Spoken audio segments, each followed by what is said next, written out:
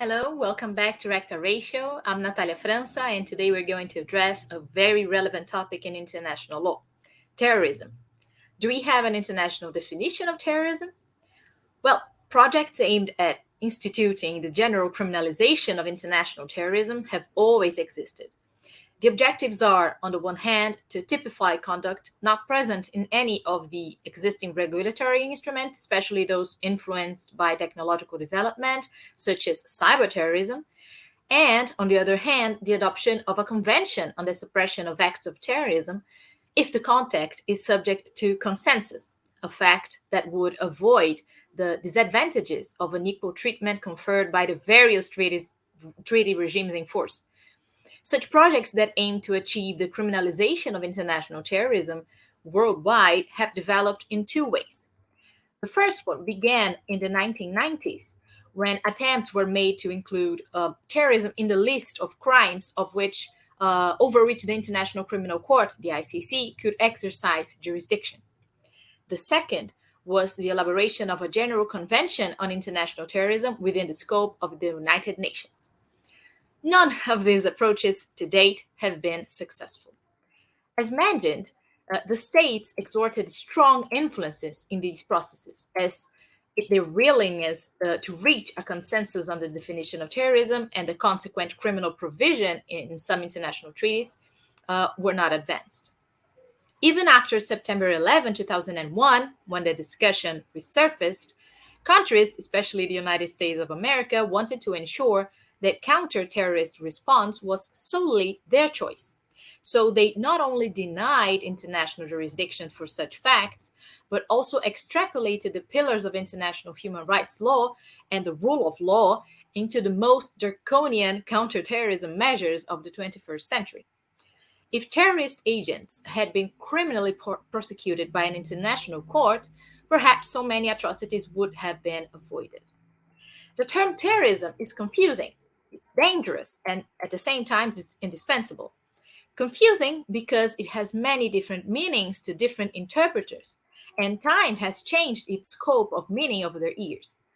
Dangerous because it easily becomes an object of propaganda, in the Anglo-Saxon sense of persuasive promotion of disinformation, as well as means of avoiding delving deeper into the causes and forms of political violence. And indispensable, after all, because it is a real, current, and recurring phenomenon that threatens the pillars of contemporary society. The problem with defining terrorism is similar to defining many other abstract political terms, such as imperialism and war. There's often a genuine wide-ranging debate as to whether certain acts or types of action deserve to be included in the category. The UN General Assembly, in the Resolution 42/159 of 1989, condemns international terrorism, highlighting the relevant task of the international community in establishing a definition of terrorism. It says the effectiveness of the fight against international terrorism can be increased by the establishment of a definition of terrorism that is universally accepted. Terror was a term historically used to designate the behavior of the state, meaning inspiration to fear, death, frighten, to instill fear, means of combat, territorial possession, among other related meanings. The turning point of this conceptualization was the 1880 attacks in the Tsarist Russia, when non-state actors assassinated Tsar Alexander II, and later proclaimed themselves nihilists and anarchists, permeating all of Europe. In this way, conducts practiced only by the state were no longer considered terrorist, but also those against the state itself. Between the 1880s and 1920s, the word terrorism evolved as never seen before, becoming a set of acts of violence, whether attacks or kidnappings committed by an organization that seeks to create a climate of insecurity and blackmail a government or express hatred for a system. However, it was not until the Third Conference for the Unification of Criminal Law in the 1930s in Brussels that a definition of terrorism was proposed at international level. The political and social motives behind violent acts were taken into account, as well as the risk of producing common danger. The international use of means capable of producing a common danger that represents an act of terrorism on the part of anyone making use of crime against private or state property for the purpose of expressing or executing political social ideas. It can be seen, however, that until the narrated moment, terrorism was used for internal political manifestations, rarely including some degrees of foreignness, such as the nationality of the agents or planning of the attacks in one country for later execution in another. In the interwar period, the Academy tried to coin definitions for terrorism, so to differentiate this phenomenon from acts of war.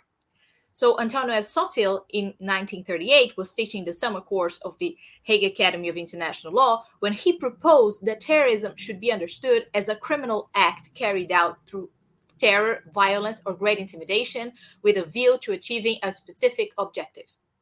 It was at this time that minds were opened to the internationalization of terrorist activity. International aspects were no longer seen as mere methods of action, but as inherent to political provocations and acts of violence themselves.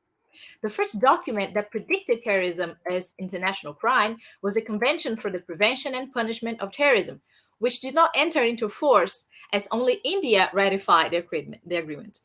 According to Article 1.2 of this document, acts of terrorism are criminal acts directed against a state whose objective or nature is to provoke a state of terror in certain personalities, in groups of people, or in the general public.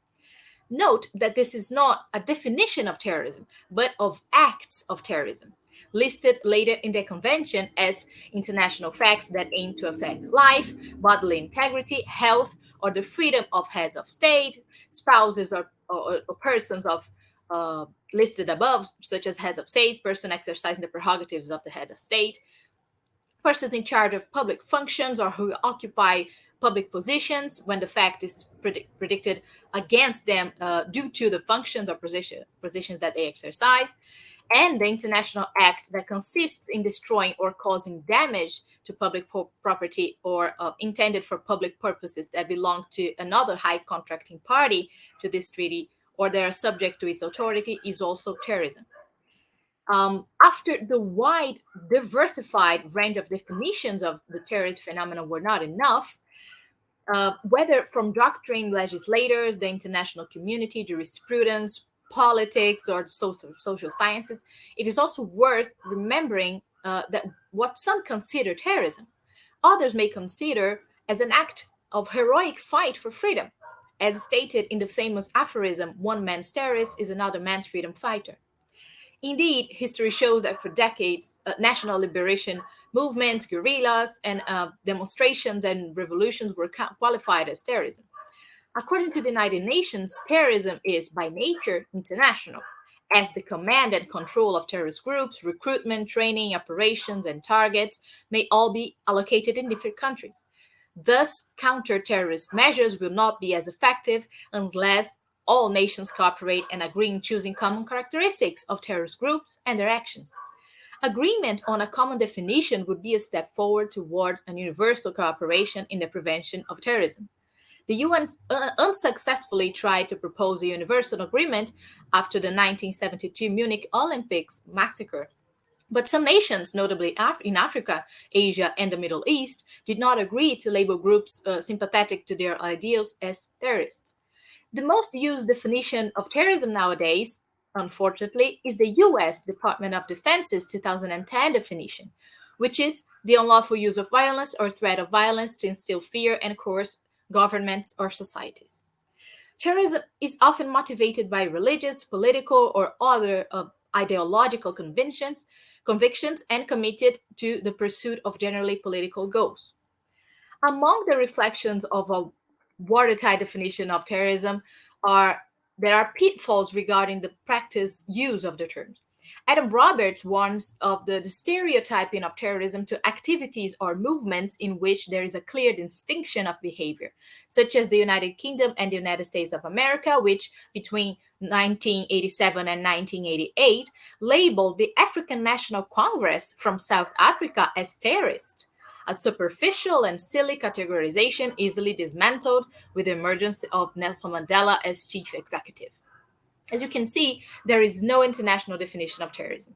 There is great juridical, political insecurity in repeatedly using the term terrorist to describe a class of the adversaries, camouflaging eventual moral, political, and economic bases, and often even hiding the fact that opponents of these groups also make use of terror. Well, I hope you enjoyed today's video. Until next time.